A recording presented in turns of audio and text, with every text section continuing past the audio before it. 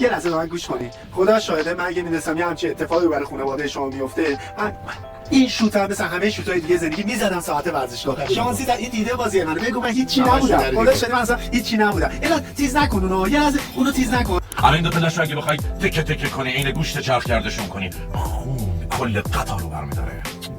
من خون دارم میریزه اصلا. ببخشید من تا الان نخواستم تو بحثتون دخالت کنم، فقط یه سوال واسه من پیش اومده. چرا جفتشون؟ مگه منم گل زدم به گرجستان؟ ها؟ خدا تو شرف نداری. منو بکشن تو بری. چه ربطی داره منو بکشن تو بری؟ خفش میکنم.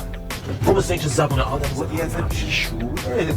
حاصفران خودت میدونی انتقام حق منه. مثلا من یه گل ملی مگه نزدم، تازه اونم شانس دارم اصلا درست زدم. قبوله. علی دایی چند تا گل زده، چند تا خانواده رو داغدار کرده، سیخ سیخ داره راه میره. خدا شده بیا نشونت میدم. من تو منو بری یه گل. اگه به این سریال علاقه مندید چنل ما رو سابسکرایب کنید.